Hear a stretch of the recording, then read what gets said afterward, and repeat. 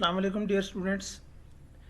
आज हम important tips and tricks discuss करेंगे जो आप किसी भी टेस्ट को देने के लिए जब जाएं तो उससे पहले आपको क्या करना चाहिए और पेपर के दौरान आपने किन बातों का ख्याल रखना है। और स्पेशली जो आप फोर्सेस के टेस्ट देने जाते हैं तो वहाँ पे आपका जो इनिशियल टेस्ट होता है कंप्यूटर के ऊपर, तो उसके लिए आपको क्या क्या चीज़ें ज़रूरी हैं, वहाँ पे आपने कैसे मैनेज करना है, इस चीज़ को हम डिस्कस करेंगे। अगर आप इन टिप्स एंड ट्रिक्स पे अमल करते हैं तो, और अगर इसके साथ आपकी जो प्रिपरेशन है वो अच्छी है, तो 80 to 90% चांस है कि आपके जो पेपर है वो इंशाल्लाह क्लियर हो जाएगा। सबसे पहली टिप ये है कि जब आपकी टेस्ट डेट आ जाए, उस टेस्ट डेट से पहले आपने हफ्ता 2 हफ्ते पहले आपने तैयारी शुरू कर देनी है। उस टेस्ट के नीचे आपकी टेस्ट डेट जहाँ पे स्लिप होती है, उस स्लिप के नीचे आपका लिखा होता है कि कौन कौन से आपके टेस्ट होंगे। इंग्लिश टेस्ट मस्ट होता है, इंटेलिजेंस मस्ट होता है, इसके साथ कुछ लोगों का फिजिक्स होता है, फिजिक्स और मैथ्स, और कुछ लोगों का जनरल नॉलेज होता है। तो डिपेंडिंग अपॉन दी सिचुएशन आपने सारे टेस्ट को रिवाइज करके जाना है और प्रैक्टिस करनी है खूब, ख़ास तौर पे इंटेलिजेंस टेस्ट की। और इंग्लिश के प्रेपोजिशन, आर्टिकल्स और form of verbs, active passive voice, direct indirect, ठीक है, स्पेलिंग्स, और ख़ास तौर पे आपने जो है वो सेंटेंसेस, उनकी क्या फॉर्मेशन होती है, ये सब आपने डिटेल से देख के जाना है। और जब आपका टेस्ट हो जिस दिन, उससे एक दिन पहले आपने जल्दी सो जाना है। 9 से 10 बजे आप सो जाएं और सुबह की नमाज़ टाइम उठ जाएं। और अगर आप 9 से 10 बजे सो जाएंगे और सुबह की नमाज़ टाइम उठ जाएंगे तो सुबह आपका जो दिमाग है वो फ्रेश होगा। फ्रेश माइंड के साथ जाएंगे तो आपको बहुत सारी चीज़ें वैसे ही क्लियर हो जाएंगी।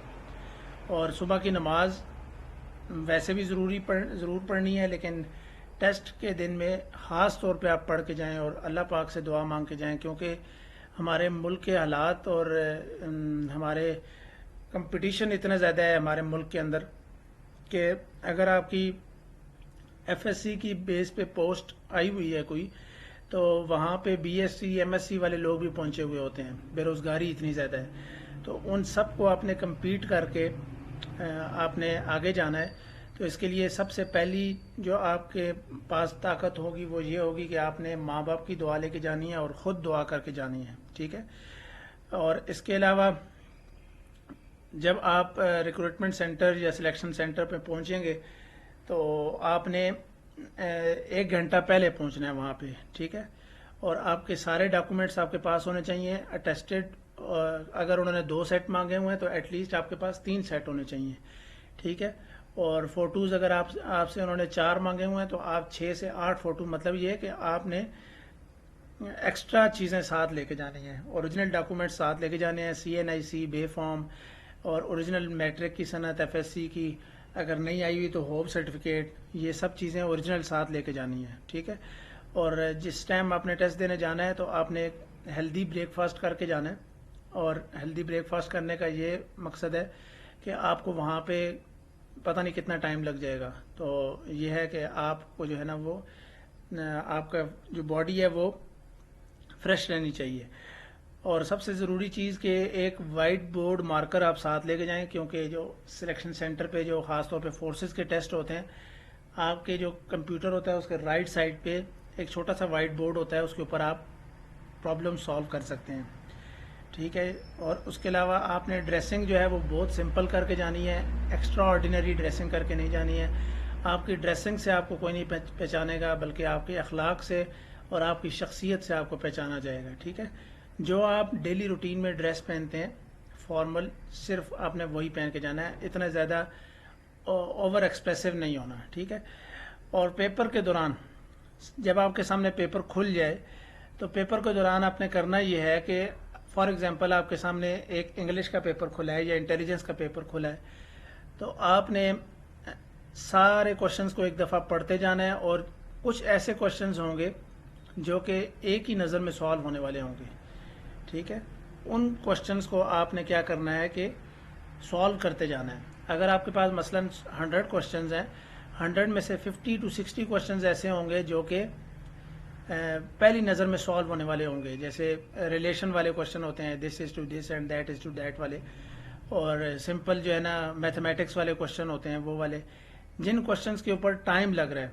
ٹھیک ہے, یہ دوسرا پوائنٹ ہے. Leave the other questions which are demanding some solution or time.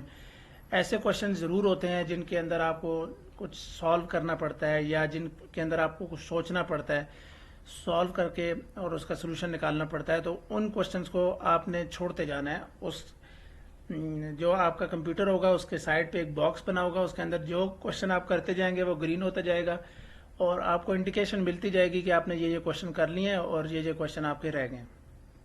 اور وائٹ بورڈ پہ آپ نے اے بی سی لکھنی ہے 4 کی فارم میں, یعنی کہ اے بی سی ڈی اوپر لکھنا ہے, پھر ڈی ای ایف جی اوپر لکھنا ہے, 4 کا پیئر بنا کے لکھنا ہے. اس سے یہ ہوگا کہ آپ کو کاؤنٹنگ میں آسانی ہوگی. ٹھیک ہے, اور آپ نے پینک نہیں مچانا کہ آپ کا اگر ٹائم تھوڑا رہ گیا اور کوشچن زیادہ رہ گئے تو اپنے ہوش و حواس آپ نے چھوڑنے نہیں ہیں. ٹھیک ہے, at the end of the day آپ کو اس چیز کا اچھا رزلٹ ملے گا اگر آپ نے اس کو اپنے ہوش کو قابو میں رکھا.